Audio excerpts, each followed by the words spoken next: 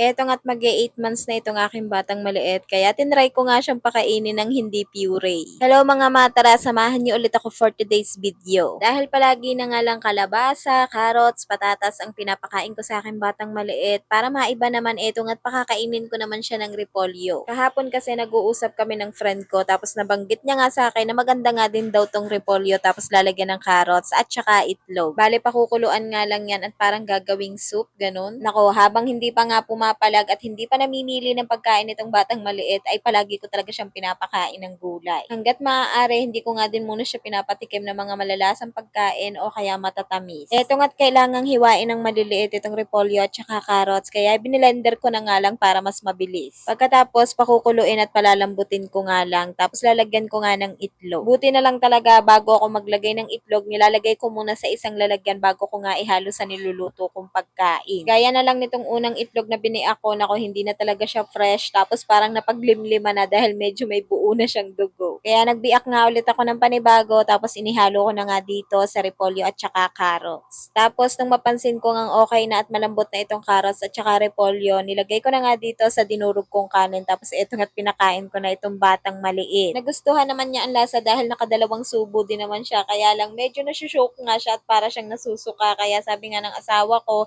i-blend ko na nga lang daw ulit at gawin ngang puree. Kaya eto nga't doble trabaho na naman ako. Akala ko pa naman makakakain na siya ng hindi ko ginagawang puree, pero hindi pala talaga niya kaya. Kaya hindi ko na lang siya pinilit at ginawa ko na nga lang itong puree. Nakakatuwa nga dahil mahilig na talaga tong mga agaw na batang to, at eto nga tinaagaw niya sa akin ng cellphone. Eto ngang nasa noon niya, kalmot na naman niya dahil nung isang araw nga hindi ko kaagad siya naputulan ng kuko, at ayun, nakalmot na naman ang noon niya. Pagkatapos ko nga pakainin ng batang maliit at nakapag-almusal na din naman kami, ay niyakag ko nga itong asawa ko dito sa may kanto namin para nga bumili ng mga prutas para sa mga bata. Ma-share ko na nga din sa inyo, minsan talaga namumroblema ako kapag kakaunti lang ang ihi ng batang maliit, lalo na kapag magdamag, hindi talaga napupuno ang diaper niya at ang unti-unti talaga ng ihi niya. Umiinom naman siya ng tubig, pero siguro hindi sapat yon, tapos dumidede din naman siya sa akin. Pero simula nung pinapakain ko na siya ng prutas, nako, ang dami na talaga niyang umihi. Tapos eto nga't maya-maya, inilinis ko na nga itong mga prutas para nga mailagay na sa ref. Dahil medyo matigas nga din ang poop ng batang maliit, kaya kailangan talaga kumain din siya ng mga prutas, lalong-lalo na tong papaya. Kahit na medyo may kamahalan nga itong dragon fruit, bumili na din kami dahil paborito nga ito ng aking toddler. Bukod sa saging, isa nga din to sa paborito niya. Kaya eto, at pinaghiwa ko na nga din siya para makakain na siya dahil mayat maya nga ako kinukulit. Pero sa totoo lang mga mare, hindi talaga ako makain yan, promise. At para naman sa batang maliit, eto namang papaya ang para sa kanya. Nilagyan ko na nga din yan ng 2 gayat na dragon fruit. At sarap na sarap nga tong batang maliit, kapag hindi ko nga kaagad nasusubuan ay inaagaw niya sa akin. Tapos yan na nga ang kanyang pinaka-lunch.